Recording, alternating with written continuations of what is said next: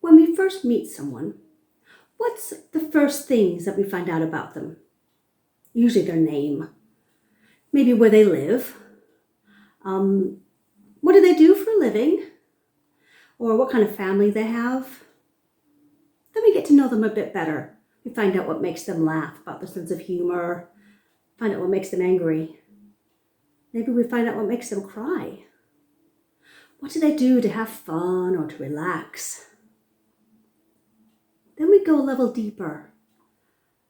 Favorite restaurants, favorite foods, favorite colors.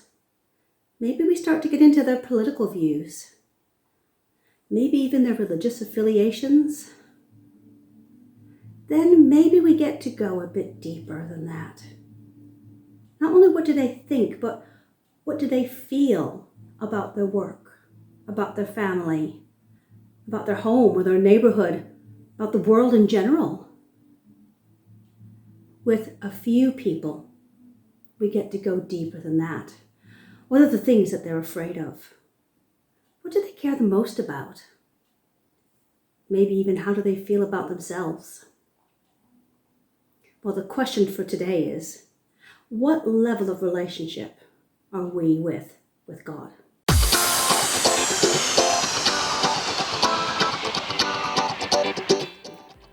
Okay, just like we get to know our families by living with them, we get to know our friends by spending time with them, we do life together, don't we? And it's the same thing with God.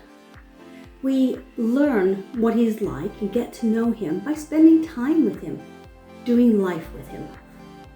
It's a bit harder because God isn't physical, He's spirit. He's not flesh and bone. He's not physically sat there in front of us to talk to. But then again, it's actually easier because He's spirit. And He's not flesh and blood, He's spirit. And the Holy Spirit, like we said before, lives inside of us.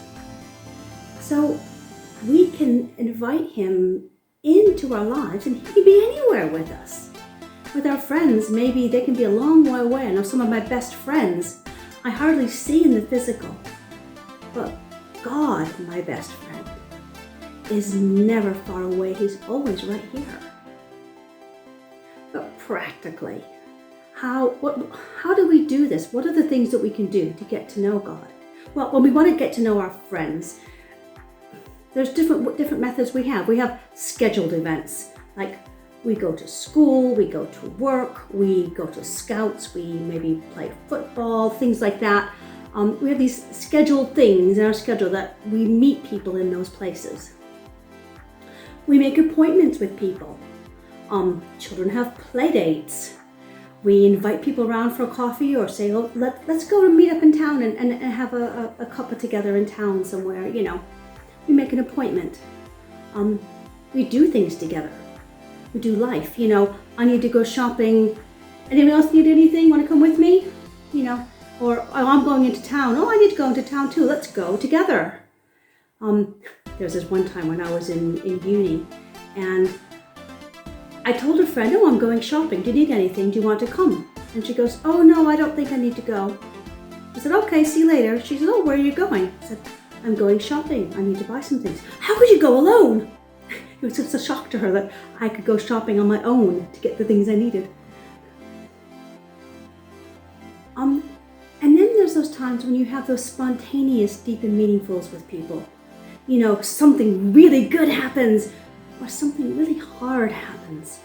And we pick up our telephone and we just have to talk to a friend and pour our heart out. See, we do those things with God. We have our scheduled events. We go to church. We meet with other Christians on a Sunday morning or whenever your church happens to meet. It doesn't have to be Sunday morning. We go to Bible study groups that are scheduled every week where you meet people and get to know God. You can spend time with God and get to know Him. You can make appointments with Him. Most Christians have a daily appointment with God. It goes by different names. It can be a quiet time or devotional time, a prayer time. They call it different things. But basically, it's a slot in the day where they spend time with God. We'll talk more about that another week. things with God. When I need to go shopping, well, the Holy Spirit's inside me, so God comes right with me, doesn't he? And we involve him in the things that we do. There's a book a very old book by a man known as Brother Lawrence. He was a friar, I think, I can't remember now. He wrote this book called Practicing the Presence of God. And he would have the most amazing encounters with the living God while peeling the potatoes in the kitchen, or washing the plates and putting them away, digging in the garden, just the practical things in life. He found a closeness with God, and we can do that too. And then there's those spontaneous things. Maybe we're listening to the news and something hits us and go, oh God, what do we do about that? Or something happens in our lives. Oh God, would you believe this happened? I'm so pleased. Or, oh God, how am I going to cope with this one? Those things, we have those conversations when those things happen in life with God. And we remember that he's there, he's always with us. We don't have to pick up a telephone to ring to call him. He's right there. So what do we do then? What level would you say that we are with God? Are we at the place where we have regular scheduled appointments with him? Do we go to meet God with groups of people? Do we make appointments with God? Do we set time aside in our day to spend time talking with him, praying with him, listening to him? Do we do things with him? Do we think about him when we're doing the normal mundane things of our lives? And do we remember that when there's something exciting or scary or worrying or threatening or joyful, whatever, that he is the first one we go to let him know and talk to him about it?